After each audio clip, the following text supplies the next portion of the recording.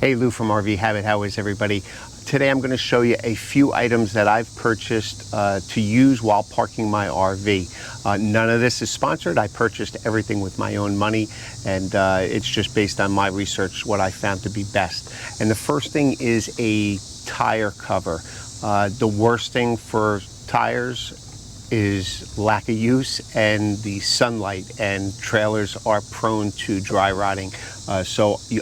I live in Southwest Florida. I always want to have my tires covered. The sun here is brutal on these tires. And I found these real nice ones, and they were only $26 for the pair. But what's nice about them is they're super thick vinyl. The inside has like a felt covering, and there's no straps or anything here. So they fit on the tire, and this stretchy cord keeps them real tight. So the next thing are wheel chocks, and everybody says, you know, don't get those small yellow ones, those plastic ones you can buy in the camping store. I've had them for 10 years and they've worked fine, but I did upgrade to some rubber ones. These are solid rubber. I paid $17 for 2 of them, and they work fantastic. They got like ridges on the one bottom so it doesn't slide when you put it down, and the wheel sits against this. And again, it was $17 for the pair.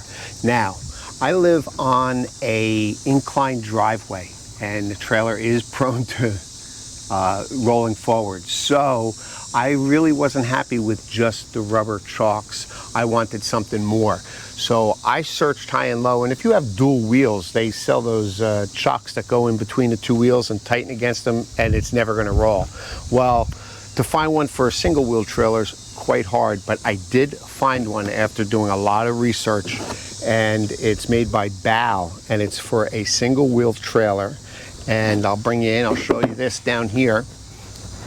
It goes to the tire, and this thing here, you just turn. You can turn it with a wrench or your hand, and it locks the tire completely. It cannot roll.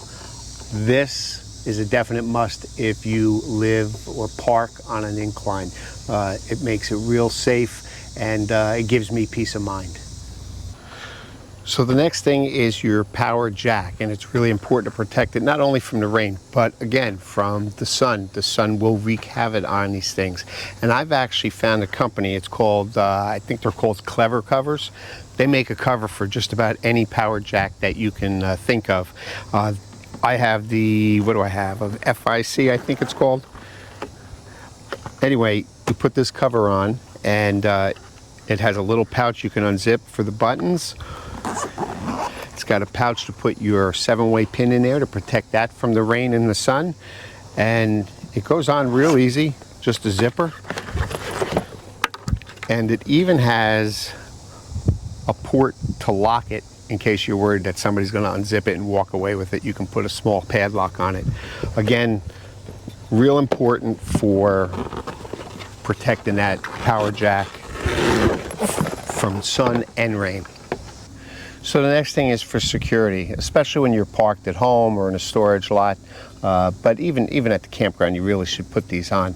The first one is a coupler lock by Retrue, and it goes through your pin here. It's got a nice 1.5-inch wide mouth, so you can get it on there.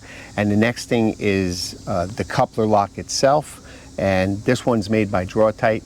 I think it was $33, and I believe this coupler lock was like $20. So again, we're at the low end of security. I mean, they sell locks that you could spend several $100s on, and I'd probably, if I was putting in a storage lot, that's probably where I'd invest my money. But this is parked at home. My car is usually in front of it, so no big deal. But again, a Draw-Tite and a Retrue lock, great to have. So one of the other things I use when parking my travel trailer is I always try and use a jack pad of some sort. And I found these are from Vevor. They're really, really solid. They have a spot, if you have a wheel, you can use a jack pad on it, or you can take the jack and go straight into this hole and it'll hold it in there. But they're rated for 6,000 pounds. I think I paid $35 a piece. But again, I always like using a jack pad when I'm parked. So there it is, just a few quick items that I like to use when parking my trailer, whether it be at home, the campsite, or storage. I will leave links to everything down below, where I purchased them and what I paid for them if you want to do more research. And as always, I appreciate you watching. I'll see you next time.